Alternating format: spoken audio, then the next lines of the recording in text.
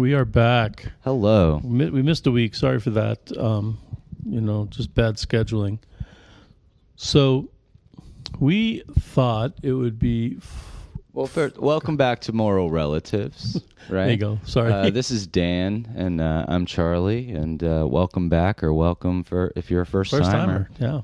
Go ahead. Yeah, all right. Sorry. So our ultimate goal is to try to look at morality through the eyes of different faith traditions, and to since we're related to each other, that's the relative part. Sometimes we take the same view, sometimes we take opposite views and then wind up in the same place because we really do believe the same thing. It's just that we drive the truck in different ways to get there.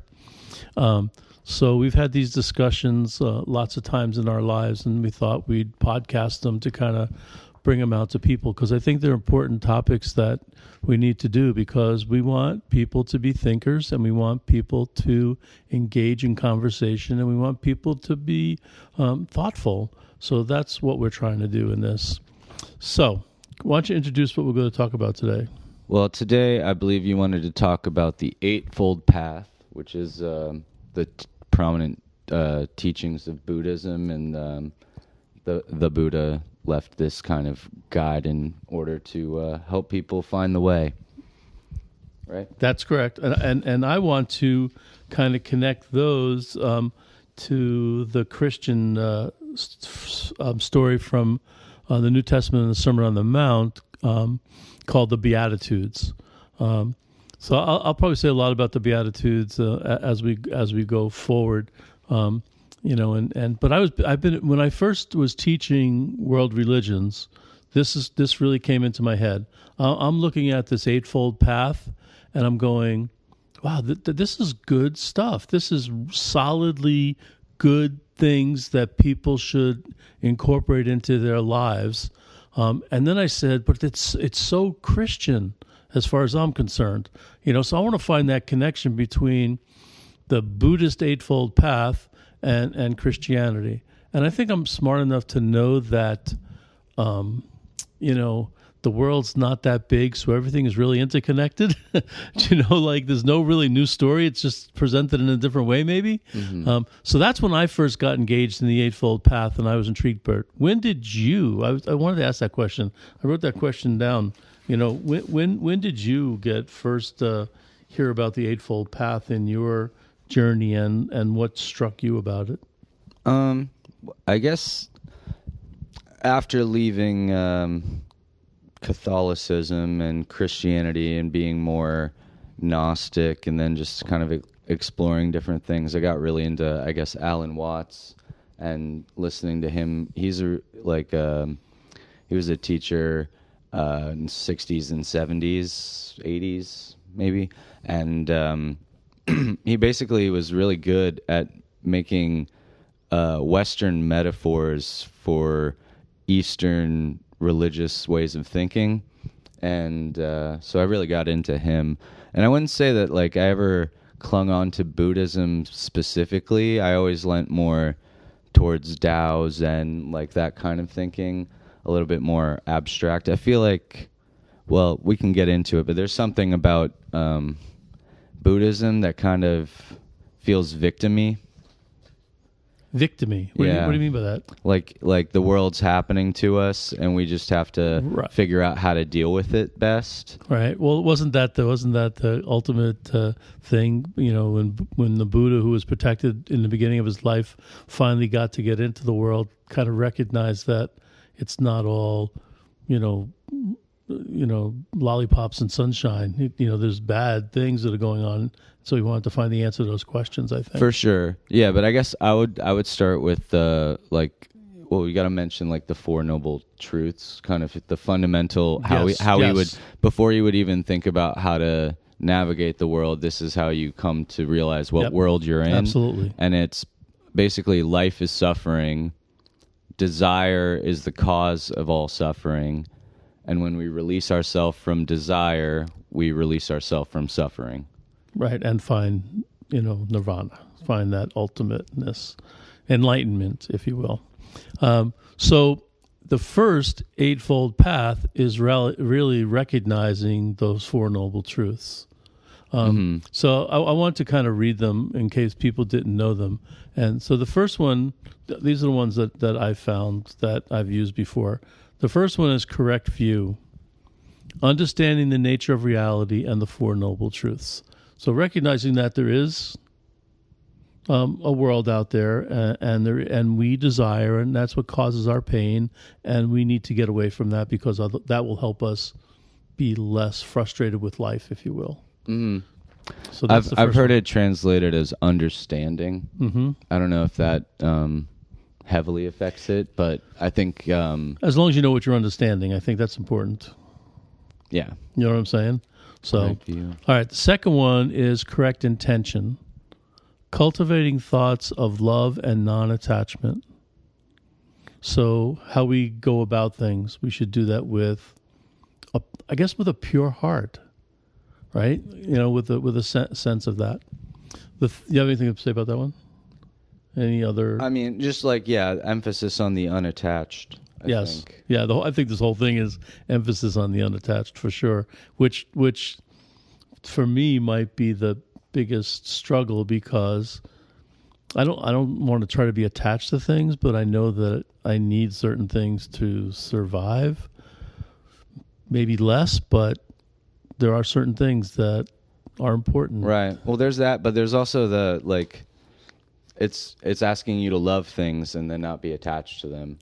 Right. That sounds even trickier. Well, giving yourself to something without the return wanting. Right. That's a good point.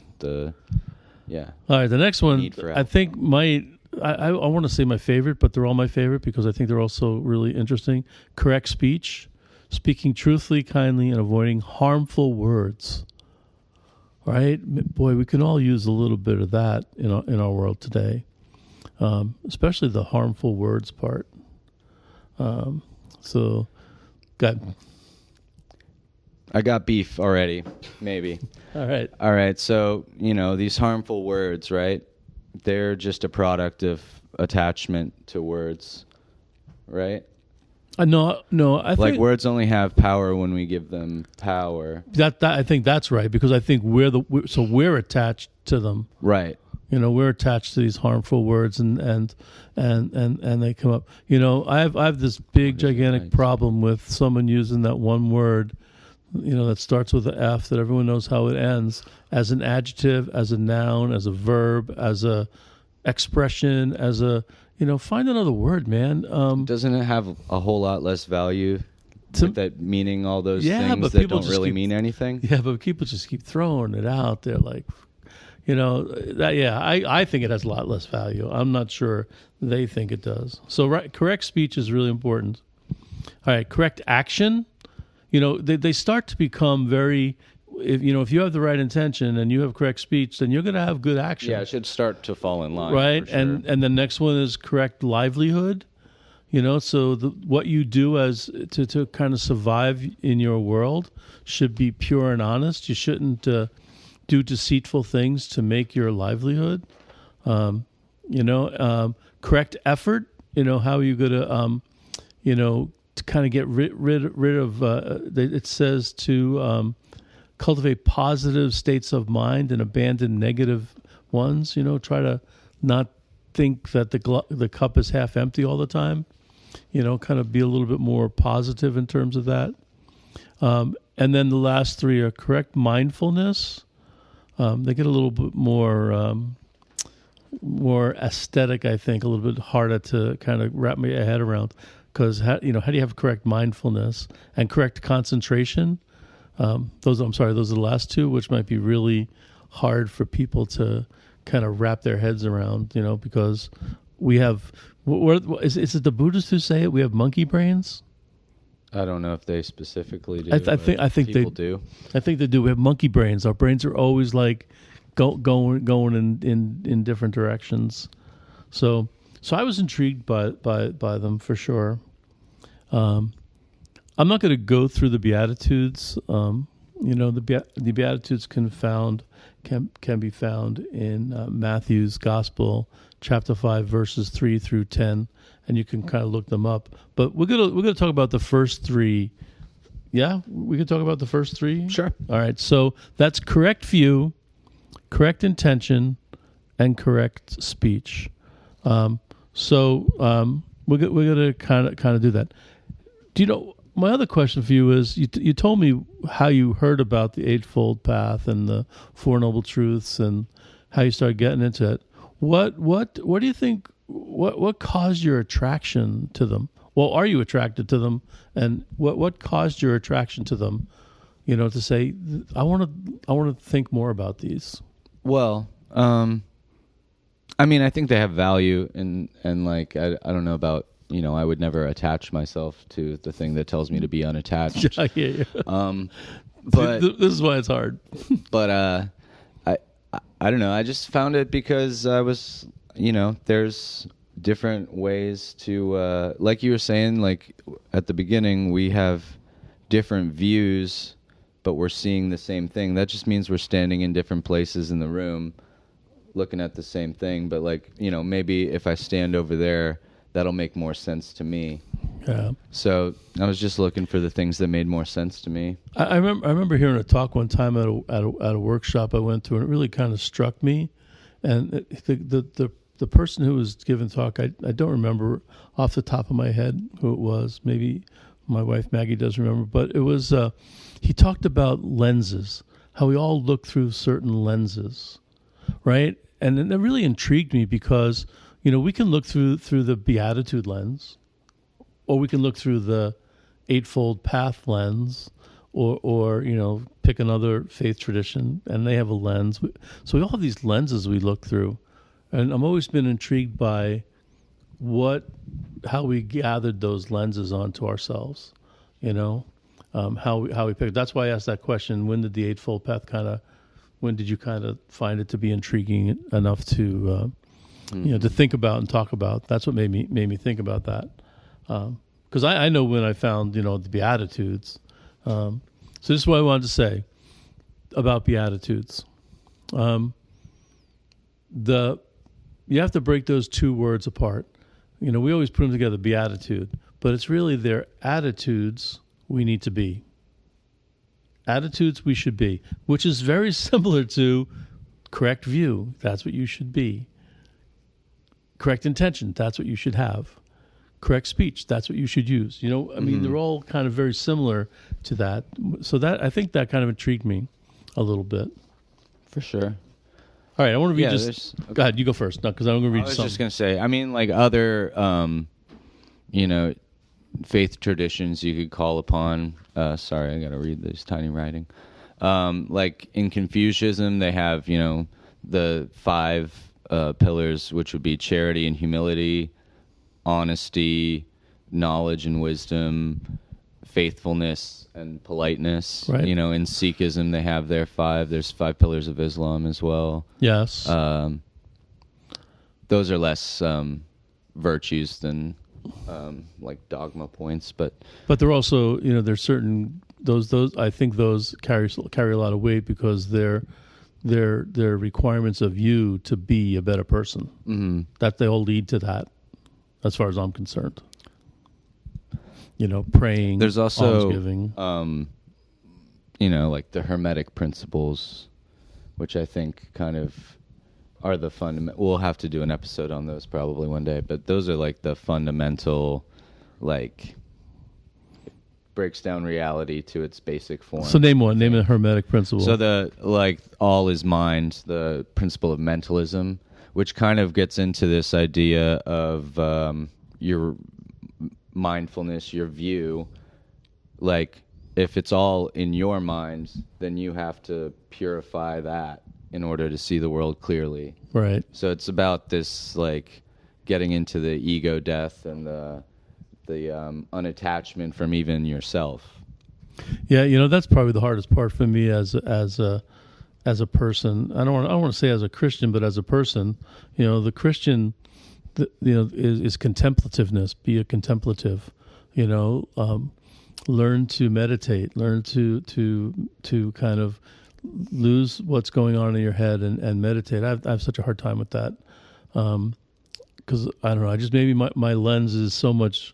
I've been so much doing, as an educator, I want to help plant. Don't get confused though. It's not losing what's happening. It's just losing what you're doing on top of it. Fair enough. It's your like, what you want is always kind of creeping in. You're always gonna make yourself the hero rather than the villain in situations. Like, you might come around to think like, okay, I did something wrong, but your initial instinct is always gonna, skew the lens a little bit. Okay. So it's about kind of devolving that away. See, that's where I have such a hard time, because I'm always like, maybe because, do you think I kind of grew up in an era where, the whole era of right and wrong, going back to almost our original podcast about sin, everything to me is right and wrong, and if I don't understand how I would contemplate, meditate, and try to get rid of my wrong, which you're saying is, no, let it live there, but acknowledge it, but know that that's what it is, and then because you can't actually get rid of yourself if you're here living in this world. You have to survive, like you say. Like, there's other factors that we're a human being on a spiritual journey too. So like, we have to do the human being stuff too. Right. But it's about acknowledging it and not attaching to it. Just being like, okay, that's my, human reaction to that situation. Now let me see the situation more clearly. Yeah, almost like, I guess the secular way of saying that is take a step back or look at the long view, kind of, kind of do that instead of zoom out. Yeah, zoom that out. Kind of thing. Yeah. All right, I want to read you this. I found that I was doing some research about trying to connect the Eightfold Path to the Beatitudes, and I found this little quote online, and this is what it said. Lord Irwin, who was the leader of the British Raj in India, I should have looked that up because I have no idea what that means. I just figured he was some guy. He was kind of like a colonialist. Raj is like a kingdom, I believe. Yeah, I was thinking like he was a colonialist in India back in the day. But he once asked Mahatma Gandhi, quote, he said to him, man to man, tell me what you consider to be the solution to the problem of your country and mine. Good question, right? This British guy, Lord Irwin, in India, which is Mahatma Gandhi's country, asked him that. Gandhi did this to answer, picked up the Bible, opened it to the 5th chapter of Matthew, and said, when your country and mine shall get together on the teachings laid down by Christ in this Sermon on the Mount, we shall have solved the problem not only of our countries, but those of the whole world. Right? And I'm like, yes, that's what I want to talk about.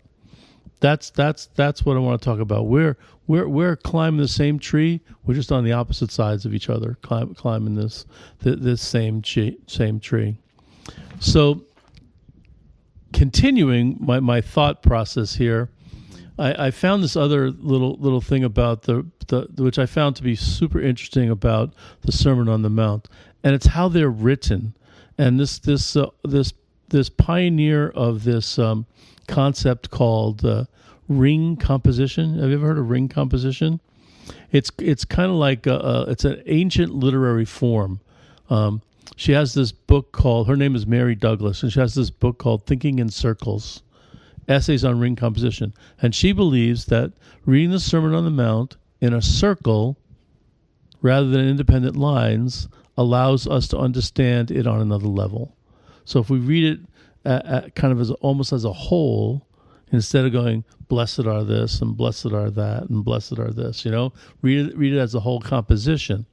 And they mentioned a bunch of other stories that were similarly written in this ring composition form. And I have to give a shout out to, I found this on a website by Pablo F. Pablo F. de Real S. He was writing some things. He didn't flesh it out very much further than that, but he was writing some things about it. So just to give you a real quick, brief synopsis of that, the first Beatitude says, "Blessed are the poor in spirit, for theirs is the kingdom of heaven." And then the rest of them go, "Blessed are the so-and-so, for they will. Blessed are the so-and-so, for they will." But the last one says, "Blessed are the persecuted for righteousness, for theirs is the kingdom of heaven." So that's the circular thing. You know, they make that circular. They change that word from "for they will" to "for there is." Okay, so can I get obnoxious about esoteric things that don't really matter, I guess? But, Yeah.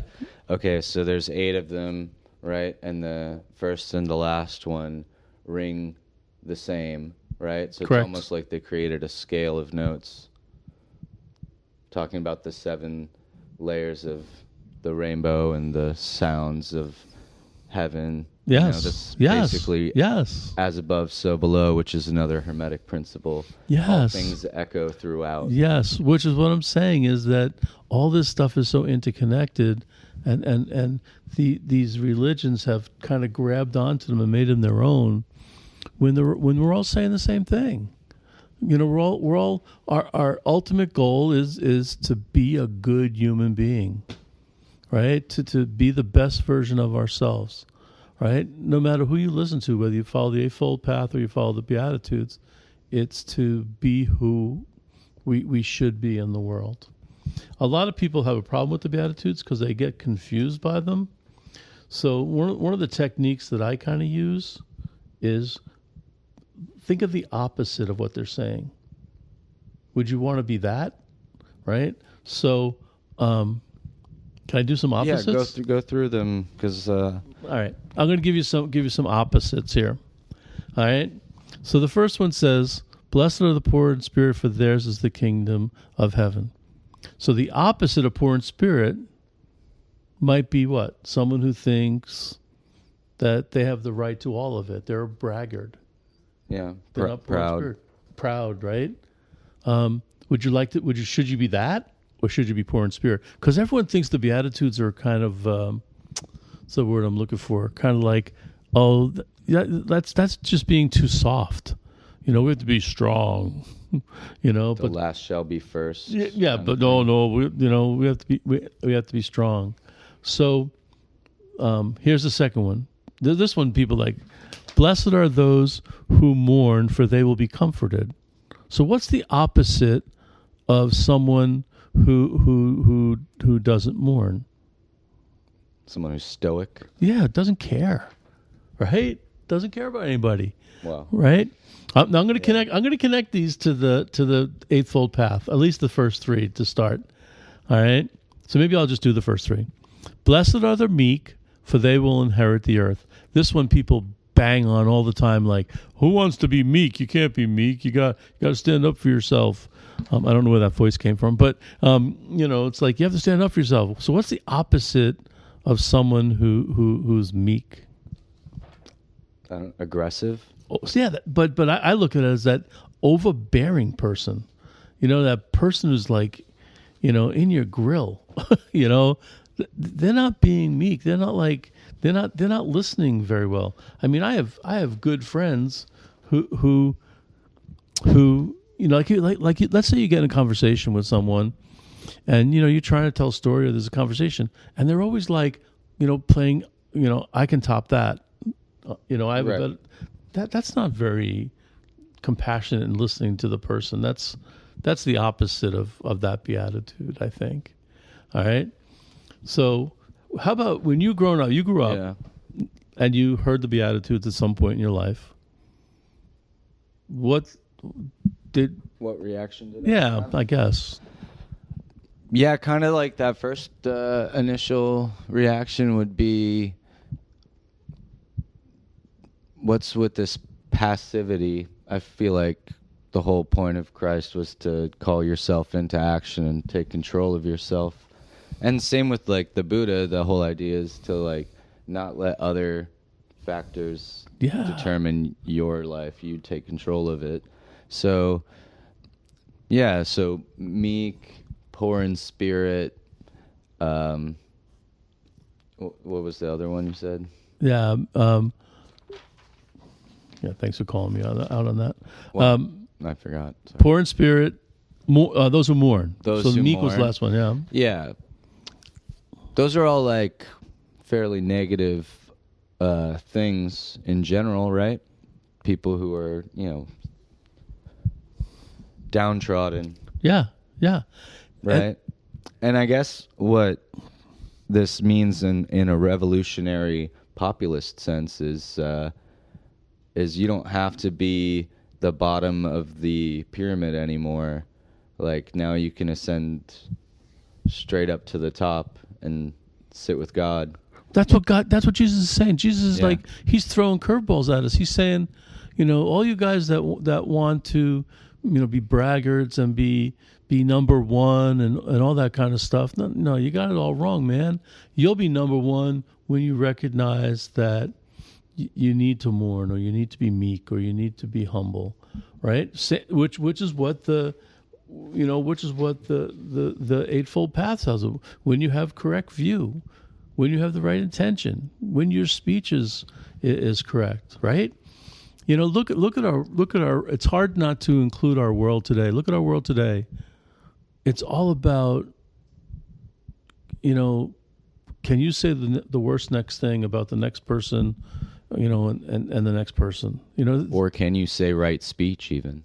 Right. It's ridiculous, right? It's ridiculous. So did you answer that question about so you always thought the Beatitudes were kind of... Yeah, it's kind of has almost like kind of my view of Buddhism. Like the general tone is this submissive, don't worry, I'll save you in the end. Like just take it on the chin and enjoy the ride kind of. Right. And I think that's... Whereas I feel like what it really, like, I don't know, what every other message seemed to be was like, you're the hands of God. You can make the things happen. You can do right. See, so, but the dynamic is, I think the dynamic is, you're the hands of God. St. Teresa of Avila said, Christ has no body on earth but yours. Yours is body, yours is feet, yours is hands, so on and so forth. Right? Yeah, we are that. But how we go about doing it is not by shoving it down one's throat. Mm. Do you know what I mean? I mean, well, yeah. And also, Jesus said, pray in private, and the Buddha said, what is it? Oh, show your wisdom in silence. Right. It means like by your actions, not by your words. So as a person who's pretty entrenched in Christianity and knows that Jesus said that quote, and then to read and to start teaching about world religions and teach about Buddhism and go, wait a minute, I've heard that someplace before. Mm-hmm. And then, chronologically, obviously the Buddha was... well before. Yes. So, is Jesus taking the best of the best?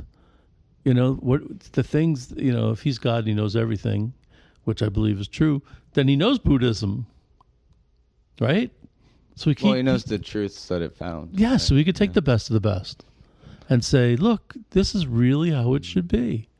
I don't think people realize that, and I think that's one of the reasons why I wanted to do a podcast, is that there's some realizations out there. So, back to me and you, like you would come in, start, throwing things at me about, right view and right intention and right speech, from the Buddhist, and this is what the Buddha said, and I'm like saying, yeah, I agree with you because this is what Jesus said. And I'm always like saying, making that Christian thing come out of it, and that's what I mean. We would argue with each other like, no, this, and we say, wait a minute, I think we're saying the same thing. No, I think that's what I would say the whole time, and you would be like, no, and then eventually I would come around. You would hear it from a priest, and then you'd be like, hey, isn't this interesting? Speaking of which, I'm going to give you a little aside about that. You always used to say, go listen to Alan Watts. And I tried to listen to Alan Watts a couple of times, and I couldn't get my head around it. I couldn't engage in it. Too attached. Well, okay. Some of it was his voice and his sound. I just couldn't do it. Sounds like Shere Khan from the Jungle Book. He's like right? the best voice ever. So which kind of could put you to sleep. So I'll try to do it again. I promise to try to do it again. So I'm reading an article. He has books too you can read. You don't have to listen to his voice. That I might have to do. So I'm reading an article from a priest whose philosophical view I really appreciate, and religious view I really appreciate. His name is Richard Rohr. And what does he do? In this little article, he says, so sometimes we have to listen to prophets like Alan Watts. And I'm like, what? He just quoted Alan Watts? And I've been like yelling at Charlie, saying, no, Alan Watts, you're barking up the wrong tree with that guy. So I'm going to have to go back, and that's a little aside. Sorry. So literally what I just said actually happened right in front of your eyes, guys. So okay. Yes, it's on film now. It's on film now. Right on. All right. So let's look at. I'm still a little confused about the correlation here. Okay, that's what I'm going to try to get do. into that. That's what I'm going to try to do now. So what I did was I took the Eightfold path, one of the first three. So correct view. And it's basically understanding the nature of reality and the Four Noble Truths. That's kind of the definition of it, if you will. Mm-hmm. So here's the Jesus piece. Jesus says that to live in reality, to be rooted in Jesus, you need to. He describes it as this in John 14:6. You need to be rooted in Christ, who is described, rooted in Christ, be like Christ, who is the way, the truth, and the life. So that should be our reality. We should be rooted in Christ. Our reality, if we can't get it ourselves, let's look at this model, Jesus Christ, and be rooted in what Jesus is, the way, the truth, and the life, right? So that's 3 translations of the word Tao. Okay, which again just goes to show you that we're more connected than we're not connected. Mm-hmm. So it also goes on a little bit later in John 8:31-32. Jesus states this: "If you continue in my word, you are truly my disciples." So I think what Jesus is saying there is the nature of reality should be listen to what I said and look at what I did and be like that. That's a good reality. So I think that's the first connection between. Can you wrap your head around that? You can see it. I guess I get what you're saying is be like Christ is. Look to him. Right mindfulness. Well, look to him to reality. We're talking about reality, to be a real person, right? Understanding the nature of reality, right? Understanding why you were put here, understanding and going back to the Buddhist philosophy, the Four Noble Truths. The goal of that is to recognize that we suffer. We suffer because we desire, right? To get rid of that suffering, you have to get rid of desire, and then you'll make it to reality. Jesus is, I think, saying the same thing. And then you have to go back and look who Jesus was and look at how he lived, and kind of read some Gospels and say, what takes place and what happens, and so on and so forth. So I think they can. To me, they connect. For me, it's loose, but I think that he definitely was on the way of the way, if you will. Yes. And I think there's probably a lot. I don't know. Fleeing to Egypt. Wonder what kind of education he got there. Like as a baby, or Well, he fled to Egypt, right, when he was young, right? right? And Egypt was the Hermetic epicenter of the world at the time, where all world religions were conversing about their different learnings and teachings. And even though the Alexandria Library was already burnt, like at that point there was still remnants of that learned society in that region. Yeah. I don't think you'd have to go to Egypt to figure that out, because I think Egypt, i.e., that philosophy spread, to other people. You know what I mean? It kind of didn't stay there. It kind of, people started. Yeah, with him. Well, that's what I'm saying. With Jesus? Yeah, I think possibly he was educated at some point in things that we had mentioned earlier were already established in the world, and then just furthered the message with a different kind of lens. That would be interesting to find out, because I am the way, the truth, and the light is spot on translation. Keep in mind that was once he started his ministry. So his education took place before that. What do they say? He was 33 years old, 32 years old, whatever they say. And that's when he started his ministry. That's when these words came out of his mouth. So there was some experience of the world, I'm sure, because Jesus was both human and divine. So his humanity had to experience the world. So it had to touch on other people's viewpoints and thoughts. Though he was pretty entrenched in Judaism, because he was surrounded by his people, and those were his people. Right, much like Mahatma Gandhi is a devout Hindu who loved Christianity at its essence. Right. Understood it, for sure. Understood that it had some power. Right. All right. So that was the first one, correct view. Here's the second one, correct intention. Cultivating thoughts of love and non-attachment. In Matthew 6:19-21, Jesus says, "Do not lay up for yourselves treasures on earth," you know this verse, "where moth and rust destroy and where thieves break in and steal, but lay up for yourselves treasures in heaven, where neither moth nor rust destroy, what thieves do not break in and steal, for there your treasure is, there your heart will be also." All right, so the correct intention, cultivating thoughts of love and non-attachment. Matthew 6, don't lay up treasures, make your treasure to be. And I think the metaphor there is lay up for yourself treasures in heaven, which is really get back to the garden. Get back to the garden. There's the scripture verse. You want to see it? Yeah.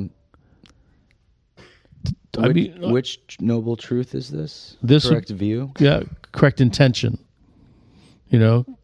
Connecting thoughts of love and non-attachment. Don't be attached to things. Right? Of course. Yeah. So don't worry about... The kingdom of heaven, or like the kingdom you seek is not of this world, right? Right. Well, that's because, we're not of this world. Right. So why would we want? So to me, because we're deceived into being attached to this world. To me, this eightfold path called correct intention, is emphasized by Jesus later on, saying, "Stop getting attached to what's here. Store up your treasures in heaven." And I think heaven's a gigantic metaphor for getting back to the garden. In the Our Father it says, "On earth as in heaven." So in other words, we're supposed to make earth what heaven is today, on earth as in heaven. So I think that's really super good connection there to that eightfold path of correct intention. So when you hear intention, what do you think? What are you thinking? You have some notes there. What'd your notes say? Oh, They're broad notes. That's okay. What do I think about intention? I guess like when intention implies that you have some sort of motivation for end goal, right? So right intention would to have acceptance rather than, intention. Right intention is actually absence of intention, and accepting whatever happens. But we have to put ourselves on the field of play. Do you know what I'm saying? We can't just like ignore doing something. We have to. There's got to be a something. If we have an intention. So let's say, for instance, we desire. Sorry. Let's say, for instance, it would be important for us to get an education, right? So our intention is to get an education. Sure. So we have to do something to allow that to happen. We can't just it's not just going to fall out of the sky. You know what I mean? So my point is, it's okay to have intention as long as it's the right intention. Okay. Right? And not become so attached to it, going into the Christian part, where it becomes about us instead of the intention. Yeah, I think the intention you should hold is that whatever comes my way is the thing that I'm supposed to take on. So as soon as you're like, because how do you start an intention sentence without I want, I desire, it would be good for my survival? I tried to do that. You know what I'm saying? Yeah, it's we already have a hang up. So what do you think the Buddha was saying when he came up with this right intention? Because if we have some intention, there's some desire there. Yeah. So, I like the fact that he puts right intention in front of it. Yeah. Because we can desire things for ourselves that are not healthy. You can define that word as you want. But so right intention is good. How do we keep from desiring it is the key, I think. The desire part that you keep bringing up, Yeah. Or I guess you can, if you make your intention to love, and then love is this action of giving, not receiving, right? So, right? And a Christian would say, you're perpetually like not receiving, then you would release attachment. No, but a Christian would say, as you give, you will receive. Yeah, but you can't accept it. No, I think, or should you be meek and inherit the earth? See, this is where we're having trouble. But meek doesn't mean you have to be a doormat. I don't think meek means to be a doormat. Just don't be that opposite of meek, which would really destroy our correct intention, if you will. To use that word again. All right, I'm going to jump into the last one. All right. Well, let me see. I have some other notes here. Obviously the cultivate the correct intention talks a lot about, and in the scripture from Matthew, that prioritizing spiritual wealth over material possessions. I want to ask you a question about that. The idea between the importance of prioritizing spiritual wealth over material possessions. Because as I know you're a pretty simple guy, material-wise. You could live with a backpack and, as long as you eat at least once a day, you're going to be all right and have water, I guess. That's kind of important. Mm-hmm. So you live a pretty simple life in terms of material, right? But I guess, do you think people that are less material are more spiritual? Do you think they lean towards that? Or I guess my question is, how do we recognize people who prioritize spiritual wealth? Simplicity allows for space, and space allows for things to happen, like creativity or learning, expression.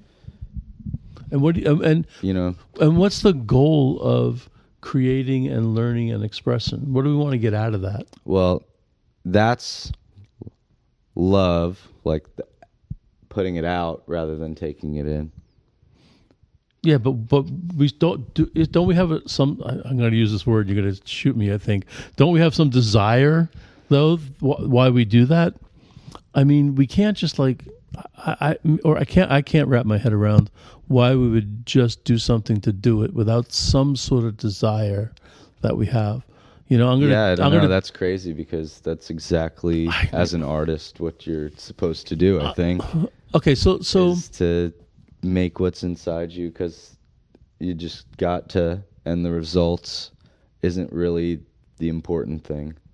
The doing it is the important thing.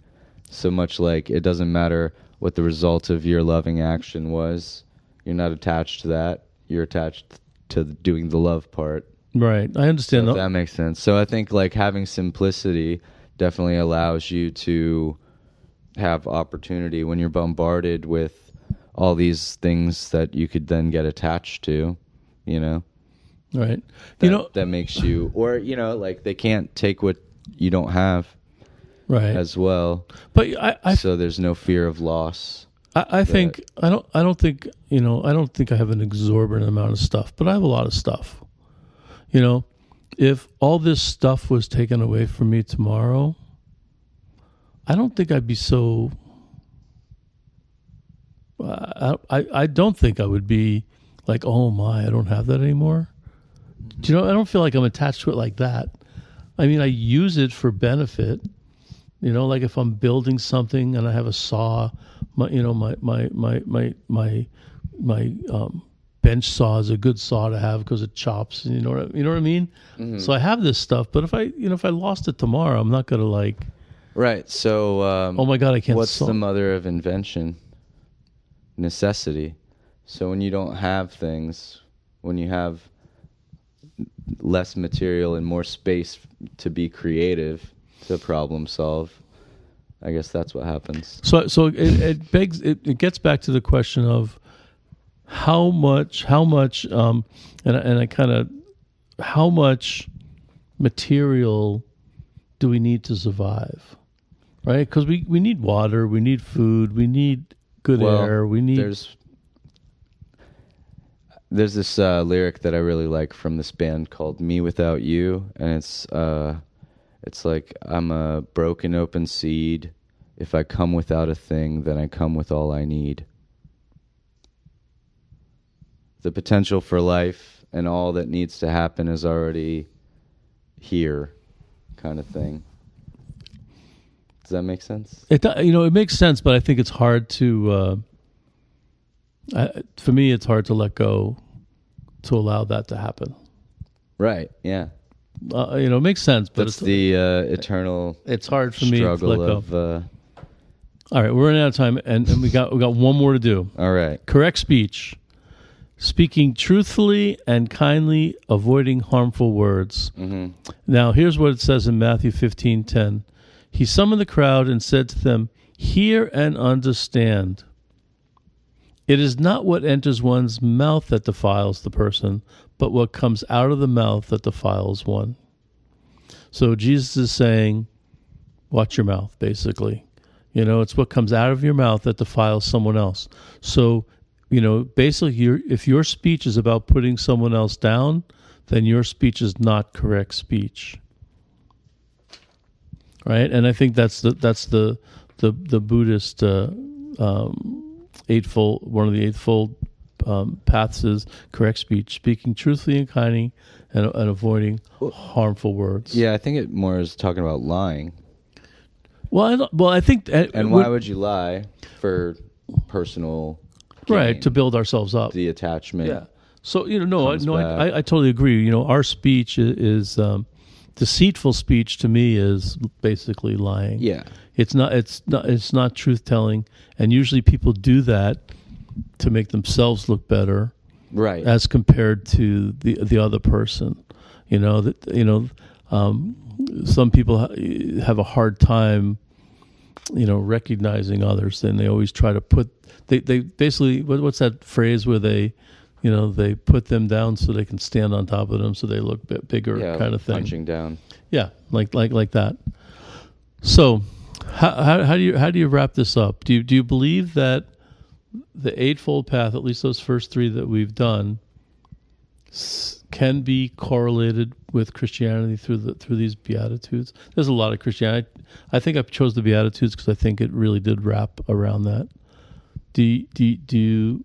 And I don't think a lot of people do a really good job understanding the Beatitudes. They hear them and they say, kind of like what you said in the beginning when you kind of heard them as a kid, like, whoa, these are kind of soft, like I need to be meek. I need to kind of be like that. I don't think they really wrap their heads around them very well. Yeah, I think I'm still kind of there.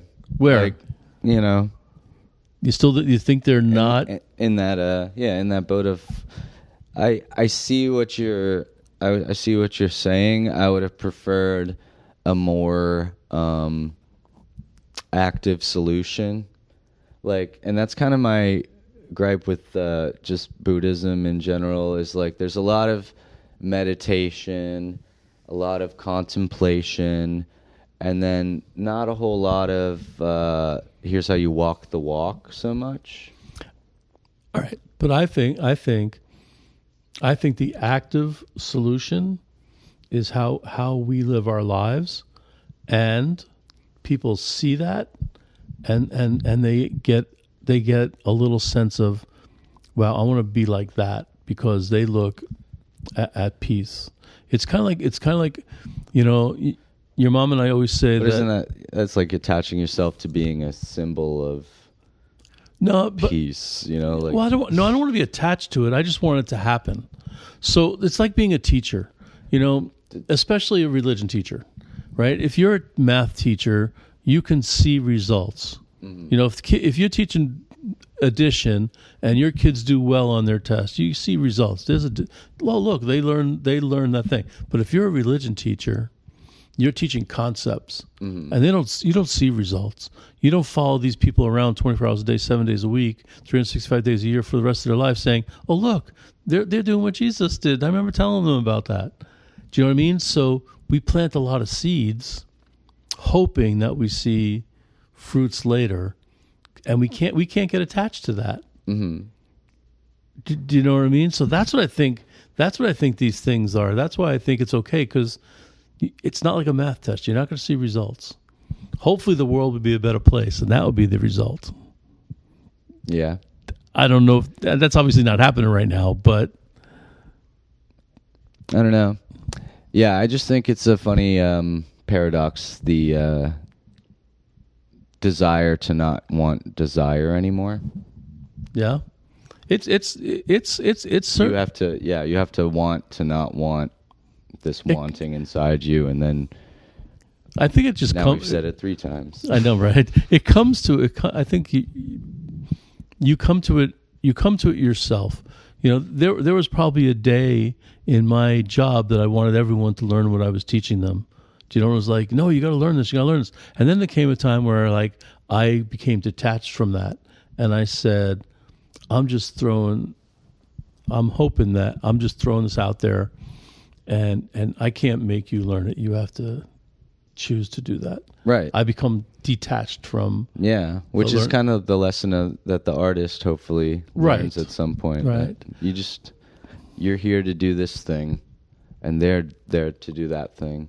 Right. You have no control over the things you don't have control over. Right. But you do have control over yourself. Right. And that's where you have the power. Which is what the Eightfold Path tells us, and I think which is what the Beatitudes are trying to tell us, through Jesus saying,